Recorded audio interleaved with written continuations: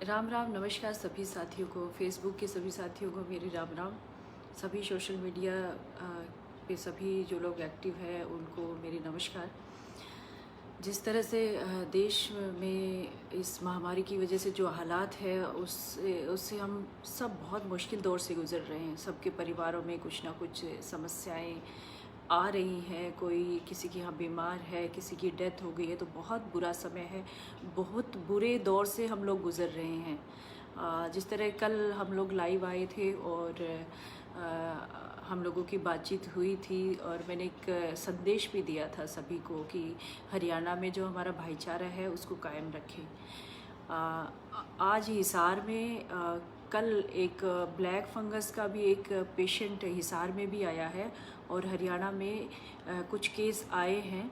तो ये भी कोरोना की ही तरह बहुत ही ख़तरनाक है और इससे बचाव के लिए हमें जो जो उपाय हमें करने चाहिए वो ज़रूर करें और इसको सीरियस ले, इसको मजाक के रूप में ना लें। जिस तरह से कुछ लोग कल कमेंट कर रहे थे, ड्रामा बता रहे थे, तो इसको ड्रामा मत समझिए, मजाक मत समझिए, इसको सीरियस ले लीजिए।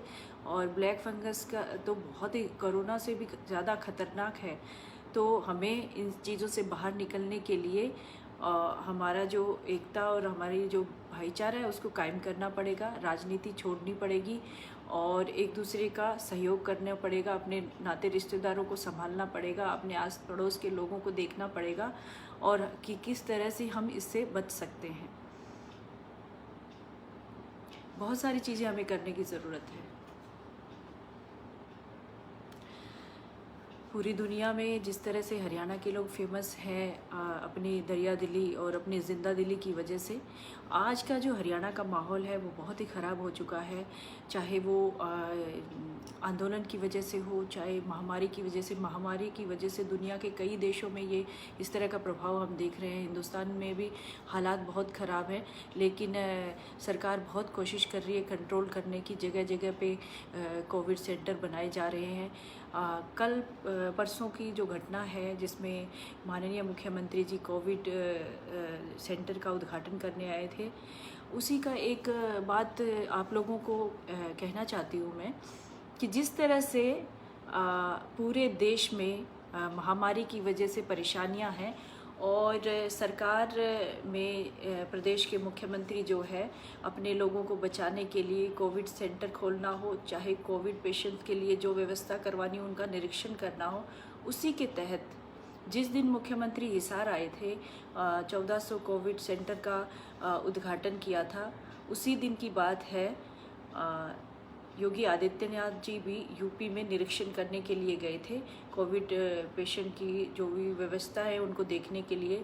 तो किसान यूनियन के जो अध्यक्ष हैं, राष्ट्रीय किसान यूनियन संघ के जो अध्यक्ष हैं नरेश टिकैत जी, उन्होंने पहले ही घोषणा कर दी थी कि योगी जी किसी राजनीतिक कार्यक्रम में नहीं आ रहे हैं, वो कोविड पेशेंट के लिए व्यवस्थाओं का निरीक्षण करने आ रहे हैं। तो इसके लिए हमारा जो यूनियन है कोई उनका विरोध नहीं करेगी बल्कि उनका सहयोग करेगी।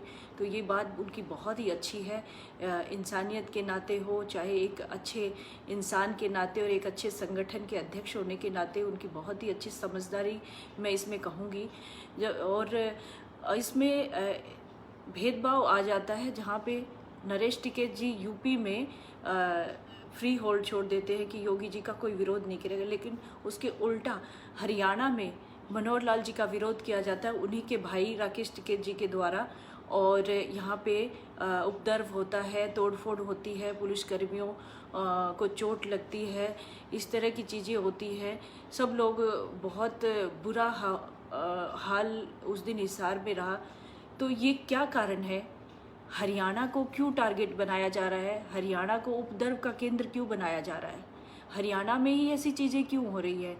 हरियाणा के युवाओं से कहना चाहती हूँ इस बात को समझे। हमारे हरियाणा को बदनाम करने की कोशिश की जा रही है, हमारे हरियाणा को दंगों का केंद्र बनाया जा रहा है। जो दूसरे राज्यों में जो चीज़ें नहीं हो रही, किसान आंदोलन दूसरे राज्यों में भी हो सकते, हरियाणा ही इसका माध्यम क्यों है? हरियाणा में ही ये चीज़ें क्यों हो रही हैं?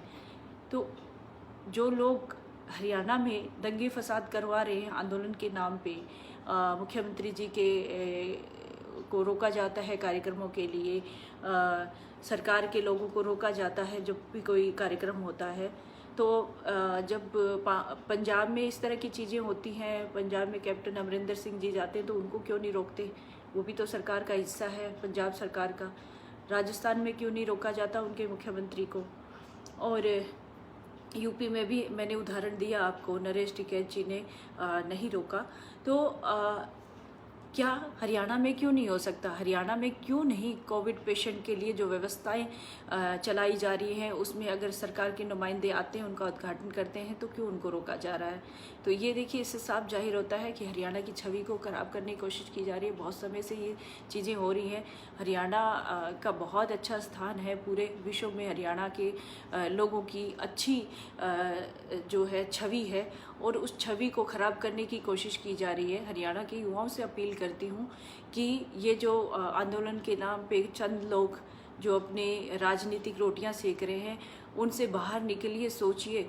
अगर हमारे हरियाणा में ऐसा ही चलता रहा तो हमारे सब व्यापार ख़त्म हो जाएंगे। जो लोग बाहर से काम करने आते हैं या व्यापार करने आते हैं वो लोग नहीं आएंगे। और मेरे जानकार जो दूसरे प्रदेशों में हैं, बहुत सारे लोगों से मेरी फ़ोन पे बातचीत होती है तो वो हमेशा ये कहते हैं आपके हरियाणा में तो ऐसे ही दंगे फसाद होते रहते हैं, बहुत सारे आंदोलन चलते रहते हैं। कभी जाट आरक्षण का आंदोलन चला, कभी अब ये किसान आंदोलन चल रहा है, और उसके तहत इतने सारे लोग भीड़ में शामिल हो जाते हैं और उपद्रव करते हैं, दंगे फसाद करते हैं। तो इस तरह की चीज़ों से लोग डर चुके हैं, काम करने के लिए भी हरियाणा में नहीं आना चाहते। हमारा जो लोगों का रोजगार ख़त्म हो जाएगा, हमारे यहाँ जो चीज़ें आनी चाहिए, हमारे जो हरियाणा की प्रगति होनी चाहिए, विकास होना चाहिए, वो विकास रुक जाएगा अगर ये सब चीज़ें चलती रही। तो बस यही कहना चाहती हूँ, आज की मेरी बात यही है। और आप सभी हरियाणा वासियों से और सभी हरियाणा के खासकर युवाओं से मेरी अपील है कि प्लीज़ इस कोरोना महामारी से बचने के लिए हमें एक होना पड़ेगा। कोई भी राजनीतिक संगठन है, अभी आपसी द्वेष ना रखें, आपस में एक होकर इस बीमारी के खिलाफ हम लड़ें और एक दूसरे की मदद करें। बस यही अपील करना चाहती हूँ। आप सभी का बहुत बहुत धन्यवाद मेरे साथ जुड़ने के लिए। एक बात और कहना चाहूँगी कि मेरी वॉल पे कुछ लोग गंदगी लिख रहे हैं, गंदी गालियाँ लिख रहे हैं। हालांकि पॉजिटिव लोग भी बहुत हैं, पॉजिटिव अच्छी बातें कहते हैं, उनका मैं धन्यवाद करती हूँ। लेकिन जो गंदगी लिख रहे हैं मेरी वॉल पे, उनको कतई बर्दाश्त नहीं किया जाएगा। जिस तरह से 17 लोगों के खिलाफ मैंने 4-6 दिन पहले मुकदमा दर्ज करवाया था, उसी तरह से अगर किसी और ने गंदी गाली या भद्दा शब्द लिखा तो उसके खिलाफ भी वही कार्रवाई होगी। ये मत सोचिएगा कि ये सिलसिला रुकेगा। जब तक गंदा बोलने वाले लोग मेरी वॉल पे आते रहेंगे, मैं उनकी इस तरह से ही शिकायत करती रहूँगी, और फिर वो भागते घूमेंगे, फिर बयान देते घूमेंगे कि ये ऐसा ही करती रहती है। अगर आपकी ज़ुबान से गंदगी निकलेगी तो मैं ऐसा ही करूँगी। तो उन साथियों से भी रिक्वेस्ट है जो अच्छे कमेंट्स करते हैं, जो मेरा उत्साह बढ़ाते हैं अच्छे काम के लिए, आप भी उनको जवाब दें। और ऐसे लोगों को जवाब देना बहुत ज़रूरी है, नहीं तो हमारा समाज पूरा गंदा हो जाएगा और इसको कंट्रोल करना बहुत ज़रूरी है। नहीं तो जो महिलाएं हैं वो भी घरों से बाहर निकलना, काम करना बंद कर देगी, क्योंकि ऐसी गंदगी कोई बर्दाश्त नहीं करता। तो आप सभी से रिक्वेस्ट है, इनका मुंह तोड़ जवाब दें, इनको रिप्लाई करें इन लोगों को। और जो अच्छे कमेंट करते हैं उन लोगों से बहुत बहुत धन्यवाद करती हूँ उन लोगों का मैं। और सभी का हौसला बढ़ाइए, अपने घर में रहिए, खुश रहिए। और जो लोग मानसिक तनाव से गुजर रहे हैं, इस महामारी की वजह से बाहर नहीं निकल पा रहे, जिनके पास काम नहीं है, उनसे यही रिक्वेस्ट करना चाहती हूँ, ये बुरा दौर है, जल्दी ख़त्म हो जाएगा।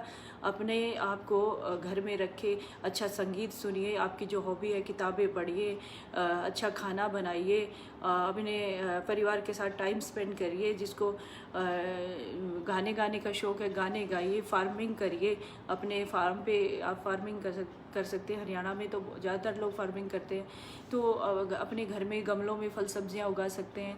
इस तरह की चीज़ें करके हम इस मानसिक तनाव से भी दूर हो सकते हैं, और ये बुरा दौर है जल्दी गुजर जाएगा। फिर से हम सब अपने कामों पे लगेंगे।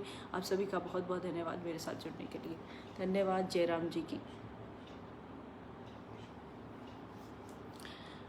मेरा ये जो वीडियो है इसको शेयर ज़रूर करें, और ताकि ये बात सभी तक पहुंच सके। आप सभी का बहुत बहुत धन्यवाद। ज़रूर शेयर करें।